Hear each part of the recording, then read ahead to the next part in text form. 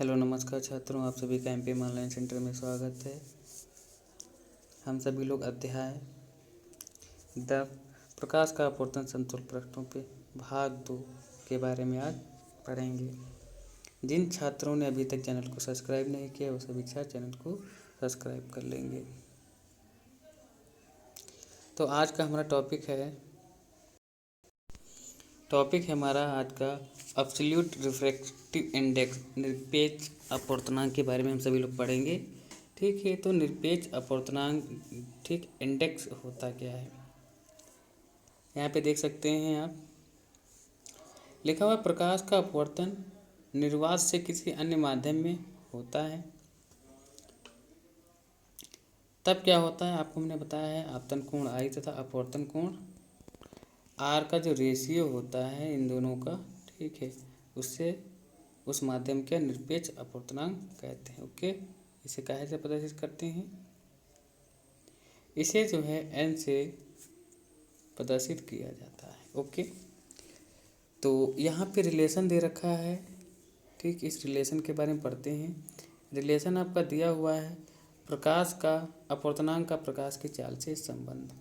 ठीक, तो हम जो है किसी भी माध्यम का अपवर्तनांक ज्ञात कर सकते हैं, किसी भी, ठीक, एब्सोल्यूट वैल्यू किसी भी माध्यम की ज्ञात की जा सकती है। तो उसके लिए फार्मूला क्या होता है,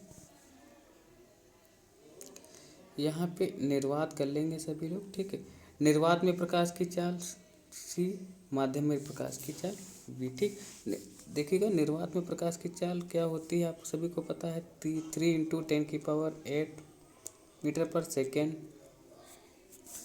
होती है। हमें उस माध्यम की चाल यहाँ पे लिखनी होती है जिस माध्यम का हमें निरपेक्ष अपवर्तनांक निकालना होता है। ठीक, तो यहाँ पे देख सकते हैं क्या लिखा है, जिस माध्यम का अपवर्तनांक जितना अधिक होगा वह पदार्थ उतना ही अधिक प्रकाश से सघन होता है। देखिएगा अपवर्तनांक का मतलब होता है प्रकाश को, आप सीधा से यदि बताएं आपको तो अपवर्तनांक का मतलब होता है प्रकाश को मोड़ने की क्षमता।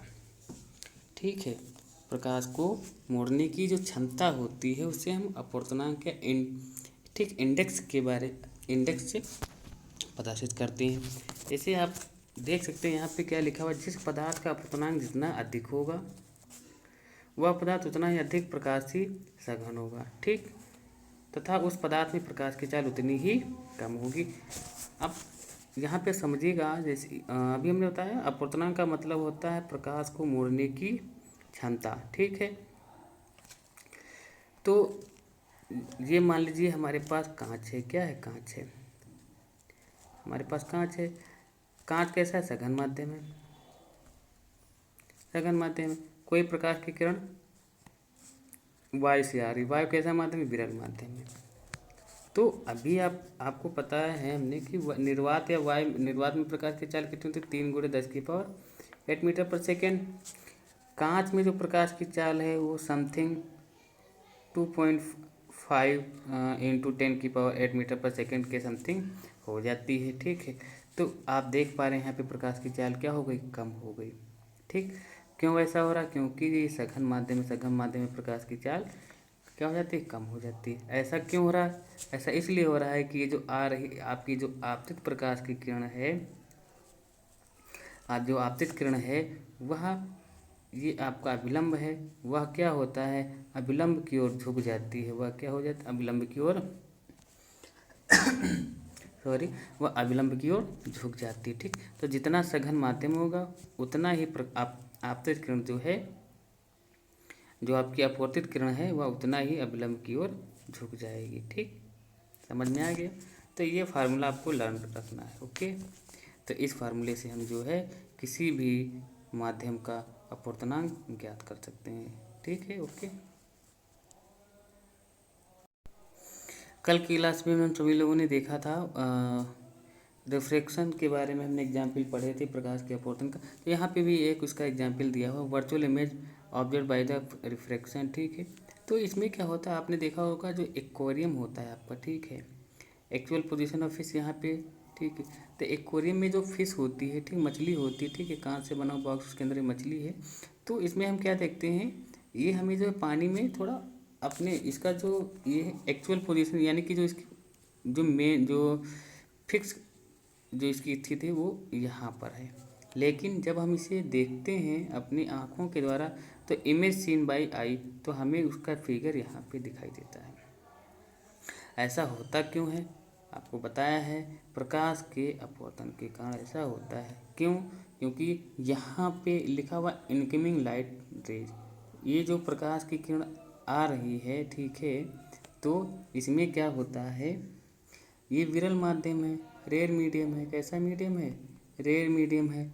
और ये कैसा मीडियम है? ये डेंसर मीडियम है, ठीक, ये डेंसर मीडियम है। ओके, तो यहाँ पे क्या होगा, जब प्रकाश की किरण कोई विरल माध्यम से सघन माध्यम में जाती है तो वह विलंब की ओर झुक जाती है। तो आप देख रहे हैं इस प्रकार से झुक जाती है। लेकिन प्रकाश इसे जाना चाहिए था ऐसे ही बिल्कुल सीधी रेखा में, लेकिन इस प्रकार से ना जा करके इधर की तरफ मुड़ जाती है। तो इस वस्तु का, ठीक, इस ठीक ऑब्जेक्ट का प्रतिबिंब हमें आभास यहाँ पे दिखाई देता है। तो हमें क्या लगता है कि ये मछली यहाँ पे ना होकर के यहाँ पर है। ओके, ये समझ में आ गया होगा आपको अच्छे से। बैक क्लास में हमने भी कई एग्जाम्पल बताए थे आपको।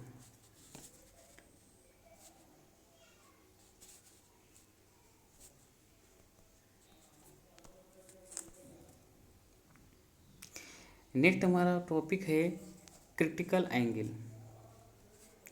देखिएगा क्रिटिकल एंगल क्या होता है, क्रांतिक कोण क्या है। तो क्रांतिक कोण के लिए कुछ रूल्स हैं, ठीक है। तो सबसे पहले यहाँ पे नोट लिखा हुआ, इसके बारे में देख लेते हैं। लिखा हुआ है, सघन माध्यम में बना वह आपतन कोण जिसके लिए विरल माध्यम में संगत अपवर्तन कोण 90 डिग्री होता है, क्रांतिक कोण कहलाता है। इसे सी से प्रदर्शित करते हैं। समझिएगा इसका मतलब क्या है। आप यहाँ पे देख पा रहे हैं, ये फर्स्ट फिगर है, फिगर नंबर ए, ठीक, ये बी और ये आपका सी। तो फर्स्ट फिगर में क्या बताया गया है, यहाँ पे देखिएगा। पहली कंडीशन क्या है, सघन माध्यम से विरल माध्यम में। कांच कैसा है? सघन माध्यम में। वायु कैसी? विरल माध्यम में। तो ये आपतित किरण आ रही है, कैसी है? अपवर्तित किरण आपकी है, ठीक। तो आपने देखा ये क्या है, अभिलंब या नॉर्मल है आपका, ठीक, इसे अभिलंब कहते हैं। तो आपने देखा ये प्रकाश की किरण जो है विलंब से दूर जा रही है। ऐसा क्यों हो रहा है? क्योंकि प्रकाश जब सघन माध्यम से विरल माध्यम में जाता है तो अभिलंब से प्रकाश जो अपवर्तित किरण है वो दूर हो जाती है। तो क्रांतिक कोण कब बनता है, ठीक। क्रांतिक कोण बनने के लिए क्या कंडीशन होती है, जब प्रकाश की किरण सघन माध्यम से विरल माध्यम में जाए, और जो है जो अपवर्तन कोण आई जो है और जो अपवर्तित कोण आर है, ये कितने हो जाए? 90 डिग्री पे हो जाए, ठीक। आप यहाँ पे देख पा रहे हैं ये कहाँ चला गया? ये 90 डिग्री पे, ठीक। पहले क्या हुआ, ये प्रकाश की किरण इस प्रकार से आ रही थी, ओके। फिर ये क्या हो गई, ये 90 डिग्री पे अपवर्तित हो रही है, ठीक। यदि ऐसा हो रहा है तो इसे हम तो यहाँ पे जो एंगल बनेगा, ये एंगल, ये क्या होगा? क्रिटिकल एंगल कहलाएगा, ठीक है। ओके, समझ में आ गया होगा आपकी। तो यहाँ पे आप देख पा रहे हैं लिखा हुआ, जब कोई प्रकाश किरण किसी सघन माध्यम से विरल माध्यम यहाँ पे वायु में जाती है तो इसका कुछ भाग परावर्तित हो जाता है और अधिकांश भाग अपवर्तित हो जाता है। इस प्रकार अपवर्तन कोण आर का मान आपतन कोण आई से अधिक हो जाता है। अभी आपने देखा, ठीक है, ये मान लेते हैं हमारा ये अभिलंब है, ठीक। आपने देखा था वहाँ पे कि ये हमारा विरल माध्यम है, सॉरी ये सघन माध्यम, ये क्या है? कांच है। ये विरल सघन माध्यम है, आपने देखा है सघन माध्यम है। और ये इस प्रकार से 90 डिग्री पे क्या हो जाता है? अपवर्तित हो जाती है प्रकाश की किरण जो आपतित होती है। तो ये एंगल क्या कहलाएगा? आर, और इसके मध्य में बना कोण क्या कहलाता है? आई।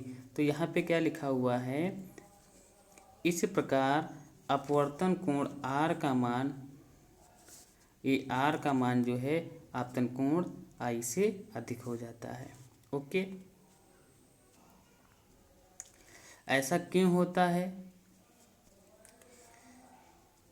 क्योंकि अपवर्तित किरण सघन माध्यम से विरल माध्यम में जाने से क्या होता है, विलंब से दूर हट जाती है। समझ में आ गया? ठीक है, ओके, सभी की समझ में आ गया होगा क्रांति कोण क्या होता है। अब यहाँ पे हम देखेंगे relation between critical angle and medium index के बारे में। ठीक है, क्रांति कोण और माध्यम के अपवर्तनांक में संबंध क्या होता है। तो यहाँ पे ये हमारा क्या है,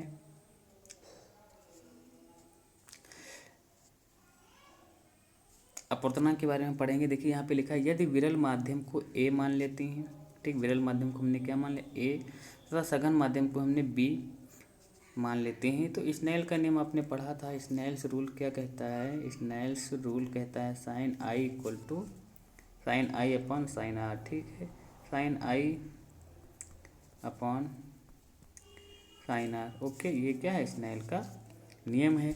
तो इस नियम के अकॉर्डिंग यदि हम इस नियम को यहाँ पे फॉलो करते हैं तो यहाँ पे आप देख पा रहे हैं जो अपवर्तनांक माध्यम का जो अपवर्तनांक है तो वो क्या हो जाएगा, ठीक है, क्योंकि सघन माध्यम से रिलेशन इसका दिखाया जा रहा है तो बी का सापेक्ष अपवर्तनांक किसके हो जाएगा, ए के। तो इसे हम sine i upon sine r लिख सकते हैं। ओके, इस प्रकार से इसे लिखा जा सकता है। यहाँ पे देखो बताया गया है, यहाँ पे आपको बताया गया है कि जब आपतन कोण आई क्रांति कोण सी, कहने का मतलब आपतन कोण आई हो, क्रांति कोण सी क्या हो, एक दूसरे के बराबर में हो, तब अपवर्तन कोण आर कितना होता है, 90 डिग्री का हो जाता है। कितना हो जाता है, 90 डिग्री का हो जाता है। तो इस प्रकार से हम क्या लिख सकते हैं, यहाँ पे साइन सी, आई की जगह पे साइन सी लिख सकते हैं। क्यों, क्योंकि ऊपर आपको यहाँ पे मेंशन किया गया है कि साइन आई किसके बराबर है, आपतन कोण आई बराबर हो गया क्रांति कोण। ठीक, तो इसकी जगह पे साइन आई की जगह पे हम क्या लिख सकते हैं, साइन सी लिख सकते हैं। ठीक, ओके, और अपवर्तन कोण की आर की जगह पे कितना 90 डिग्री लिखा जा सकता है। तो इस प्रकार से जब इसको हम सॉल्व करते हैं, ठीक है, तो यहाँ पे 1/, ठीक है, ए का बी के सापेक्ष अपवर्तन कितना हो जाएगा, साइन सी, सी क्या है, क्रांति कोण। ठीक, तो इससे यदि हम इस प्रकार से डिनोट कर सकते हैं, ठीक, इस प्रकार से लिखा जा सकता है। तो ये क्या है, विरल माध्यम का सघन माध्यम के सापेक्ष अपवर्तनांक निकाल सकते हैं। ठीक, जब कब यह निकाल सकते हैं, जब क्या दिया हो आपके पास क्रांति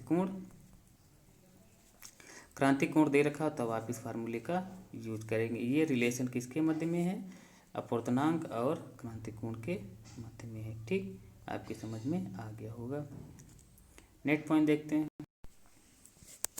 नेक्स्ट टॉपिक हमारा है टोटल इंटरनल रिफ्लेक्शन,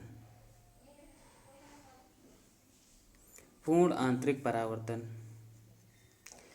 तो पूर्ण आंतरिक परावर्तन क्या होता है, देखिएगा, एक होता है परावर्तन, हमने परावर्तन पढ़ा था। परावर्तन क्या होता है, जब कोई आपतित किरण किसी पृष्ठ से टकराती है तो जिस दिशा से आती है वह उसी दिशा में वापस हो जाए तो, ठीक है, तो हम इसे क्या कहते थे, परावर्तन कहते थे।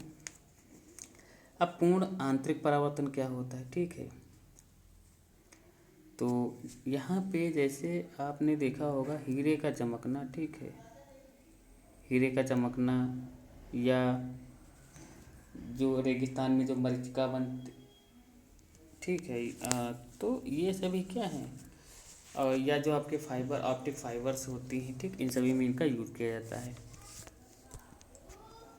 इंद्रधनुष का बनने में भी पूर्ण आंतरिक परावर्तन का भी योगदान होता है। चलिए देखते हैं क्या लिखा हुआ है। लिखा हुआ है जब कोई प्रकाश किसी सघन माध्यम से, समझिएगा यहाँ पे, सघन माध्यम से, जब कोई प्रकाश किसी सघन माध्यम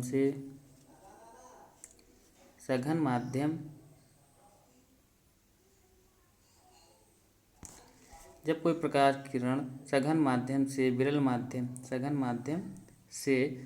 माध्यम में जाती है और आपतन कोण का मान क्रांति कोण से अधिक होता है। समझिएगा, दो कंडीशन इसकी होती हैं। एक तो पहले ये होती है कि किधर की तरफ जाना चाहिए प्रकाश, सघन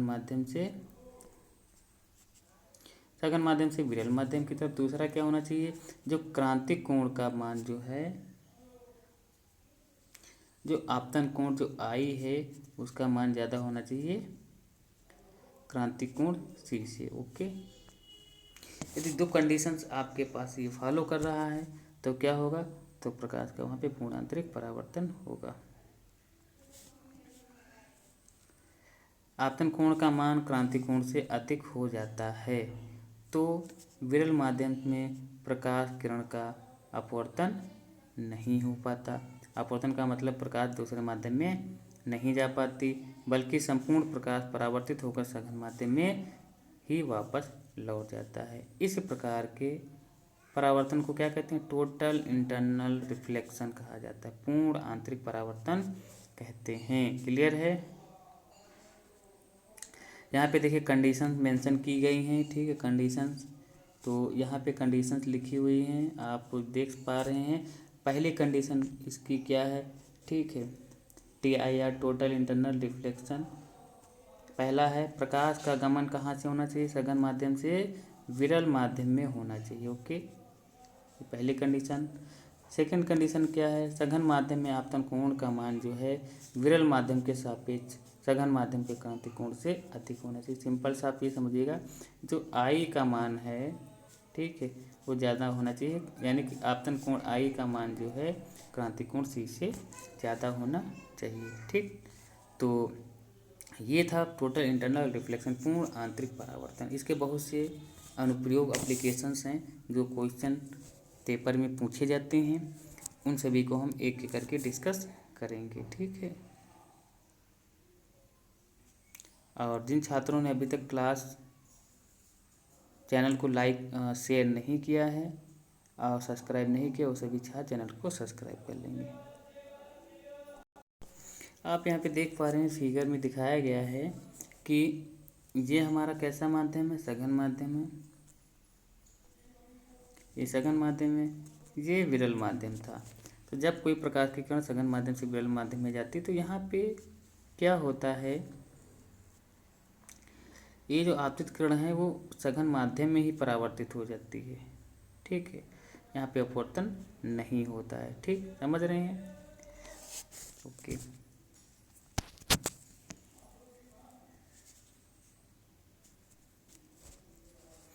इसके कुछ एप्लीकेशन दे रखे हैं, ठीक है, ये बहुत इम्पोर्टेंट हैं और इनको आप अच्छे से समझिएगा। पहला लिखा हुआ है कांच में पड़ी दरार का चमकना। आपने देखा होगा कांच जब टूट जाती है तो उसमें, ठीक है, दरारें पड़ जाती है, वो चमकने लगती है, वो किसके कारण होती है, टोटल इंटरनल रिफ्लेक्शन के कारण होती हैं।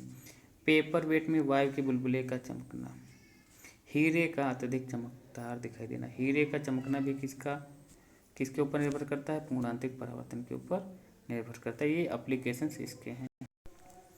आप यहाँ पे देख पा रहे हैं हीरे का चमकने के बारे में एक्सप्लेन किया गया है। यहाँ पे देखिएगा तो यहाँ पे दिया हुआ है, ये कोई प्रकाश की किरण आ रही थी, ये क्या है, ये कोई प्रकाश की किरण, कौन सी, ये आपतित प्रकाश किरण है। ठीक है, आपतित प्रकाश किरण है। तो ये हीरा कैसा है, एक सघन माध्यम है। हीरा कैसा है, ये एक सघन माध्यम है। और बाहर का माध्यम कैसा है, विरल माध्यम है।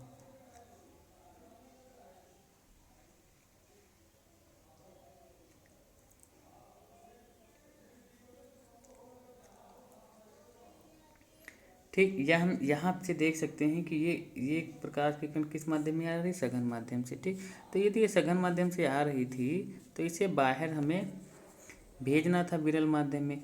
तो होता क्या है, तो पहली कंडीशन हमारे यहाँ पे फॉलो कर रही है, सघन माध्यम से विरल माध्यम होना चाहिए था। तो जब ये प्रकाश की किरण आप तो ठीक, यहाँ पे देखिए क्रिटिकल एंगल जो है बहुत ही कम है। क्यों, आप देख पा रहे हैं क्रिटिकल एंगल कितना कम है। हमने क्या पढ़ा था अभी, जो आपतन कोण होता है वह जो है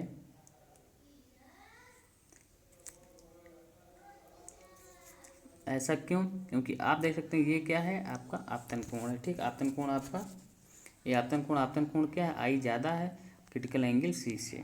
ठीक, तो तब होता क्या है, ये जो है ये जो आपतित किरण है आपकी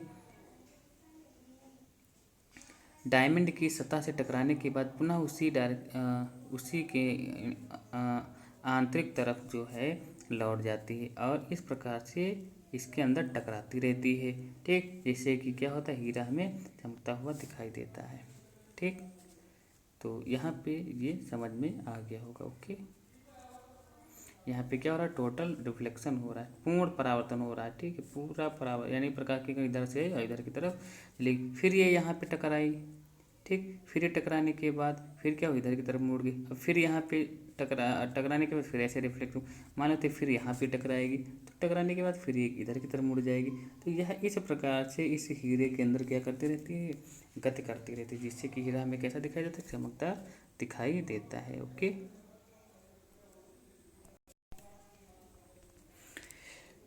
नेक्स्ट एग्जाम्पल यहाँ पे पानी के बीकर में रखी खाली परख नली का चमकना, ये भी किसका उदाहरण है, परावर्तन, पूर्णांतिक परावर्तन का। रेगिस्तान में मरीचिका या मिराज का बनना, ठंडे प्रदेश में मरीचिका या लूमिंग का बनना। आपने सभी लोगों ने देखा होगा गर्मियों में जब खूब गर्मी होती है तो आपने देखा होगा कि सड़क पे हमें दिखाई देता है कि पानी भरा हुआ है। ठीक, लेकिन क्या वहाँ पे पानी होता है, नहीं। ये भी किसका एग्जाम्पल है, पूर्णांतरिक परावर्तन का ही एक एग्जाम्पल है। ओके, तो आई होप आप सभी को समझ में आया होगा आज की क्लास।